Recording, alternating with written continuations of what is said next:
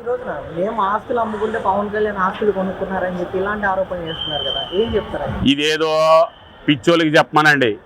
పవన్ కళ్యాణ్ గారు ఆస్తులు కొనుక్కున్నారు, పవన్ కళ్యాణ్ గారు కూడా ఆస్తులు అమ్ముకున్నారు. మీరు ఆస్తులు అమ్ముకున్నది ఎలా అండి? మీరు ఏం వ్యాపారం? రియల్ ఎస్టేట్ వ్యాపారం. ఒక ఎకరం పొలం కొనుక్కొని దాన్ని డెవలప్ చేసి మీరు అమ్ముతారు. మీ భార్య పేరు మీదో లేకపోతే పిల్లల పేరు మీదో మీ పేరు మీదో పెట్టి దాన్ని రిజిస్టర్ చేసుకొని అమ్ముకుంటారు. మీరు వ్యాపారం చేసుకుంటూ అమ్ముకుంటే నేను పార్టీ కోసం అమ్ముకున్నాను ఎలా చెప్తారు? విజయవాడలో 22 డివిజన్లు అండి, నేను 47వ డివిజను. ఒక కార్యక్రమం చేశానంటే నలుగురు దగ్గర స్పాన్సర్ తీసుకొచ్చో నా జోబులో ఒక 10 రూపాయలు పెట్టో నేను ఒక ప్రోగ్రాం 50,000 పెట్టి చేశాను అనుకోండి. ఆ ప్రోగ్రాం నేను చేశాను అనుకోని పార్టీకి చూపించుకునే రకం పోతుని మహేష్ గారు. మమ్మల్ని అనగదొక్కింది పోతుని మహేష్ గారు. 22 డివిజన్ కార్యకర్తలు కూడా ఏదో కష్టపడి ఆ స్థాయిలో లక్షలు పెట్టి ఖర్చు పెట్టుకొని ప్రోగ్రాలు చేస్తే నేను చేశానని చెప్పుకునే వ్యక్తి పోతుని మహేష్ గారు. మరి ఆయన ఆస్తి పోయిందా? మా ఆస్తి పోయిందండి. మేము పోయాం, మిమ్మల్ని నమ్ముకొని మేము పోయాం. ఇప్పుడు మాకు ఆ దరిద్రం వదిలిపోయింది. ఈ సందర్భంగా మేమైతే హ్యాపీగా ఉన్నాం అమ్మవారి దయ వల్ల. అంటే ఈరోజు పిఠాపురం ప్రచారంలో కూడా అన్నాలేజీన పాల్గొనాలి అని చెప్పేసి అలాంటి కోరిక నాకు ఉందని చెప్పేసి మాట్లాడుతున్నారు, ఏం చెప్తారు? అండి అమ్ముడిపోయిన వాళ్ళు 100 చెప్తారండి. ఈ రోజు ఇది చెప్పారు కదా, ఇంకా రానున్న రోజుల్లో ఇంకా 100 పేరుస్తారు వాళ్ళు. మీ దగ్గర చిట్టా ఉంది, ఏమి పీకలేరు పవన్ కళ్యాణ్ది. ఇలాంటి వాళ్ళు పవన్ కళ్యాణ్ గారికి ఇలాంటితో సమానం. కనుక ఇలాంటి వాళ్ళు 100 మంది జగన్ తయారు చేసినా పవన్ కళ్యాణ్కి ఏమీ కాదు. పిఠాపురంలో 300 కోట్లు ఎంత ఖర్చు పెడుతున్నారంట పవన్ కళ్యాణ్ గారు ఓడించడానికి. అలాంటి ఇంకో 3 రెట్లు వేసుకున్నా అక్కడ ప్రజలు డిసైడ్ అయిపోయారు.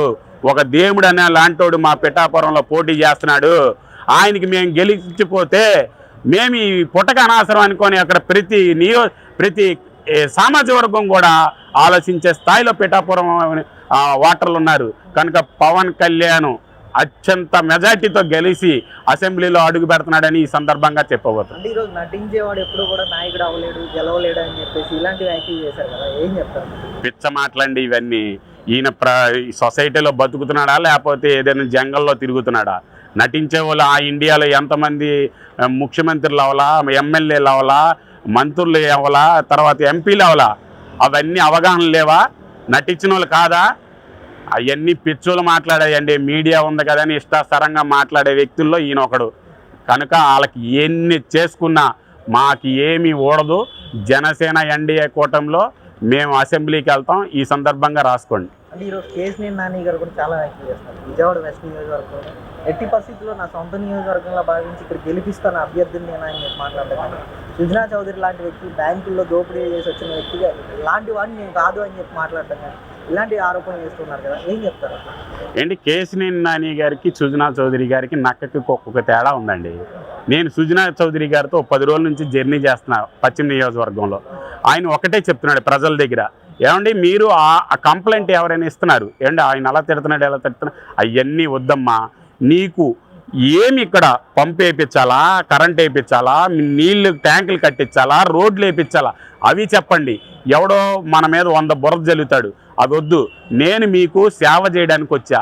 ఆయన ఏమంటున్నాడంటే ప్రత్యేక రాజకీయాల్లో నేను ఇదే ఫస్ట్ వచ్చా, విజయవాడని చాలా రోజుల నుంచి నేను చూడలేదు, ఇప్పుడు సందుకి నేను చూస్తున్నాను కాబట్టి ఇక్కడ పరిస్థితులు దారుణంగా ఉన్నాయి. ఇన్ని సంవత్సరాలు కూడా ఇంత దారుణంగా విజయవాడలో బతుకుతున్నారు. దీన్ని మొత్తాన్ని నేను మార్చడానికి వచ్చా. నాకు అన్నీ ఇచ్చాడు దేవుడు. నాకు కావాల్సింది ఇప్పుడు నా పుట్టిన భూమిలో నేను పుట్టిన గడ్డ మీద ప్రజలకు మంచి చేయాలన్న ఆలోచనతో సుజనా చౌదరి గారు ఉన్నారు. ఆయన గొప్ప వ్యక్తి లేకపోతే కేసినేని నాని ఆ ట్రావెల్స్లో అక్రమంగా సంపాదించి మళ్ళీ చంద్రబాబుతో ప్రయాణించి 2 సార్లు ఎంపీ అయ్యి ఈసారి ఇక్కడ ఏం పప్పులు ఉడకట్లేదని జగన్ దగ్గరికి వెళ్ళి దోచుకుందామన్న వ్యక్తి కేసినేని నాని గారు. ఎవరు గొప్పలండి? ప్రజలకు సేవ చేసేవాళ్ళు గొప్పలు. కనుక ప్రజలను మోసం చేసేవాళ్ళు గొప్పలు కాదు. అవన్నీ రాబోయే ఇంకో నెల రోజుల్లో ఖచ్చితంగా కేసినేని నానే కాదు, వైసీపీలో ఎవరున్నా కూడా ఎన్టీఆర్ జిల్లాలో ఒక్క సీటు కూడా రాకుండా మేమైతే కష్టపడి జనసేనాయకులు ఫైట్ చేసి వాళ్ళని ఓడించడానికి మేము రెడీ.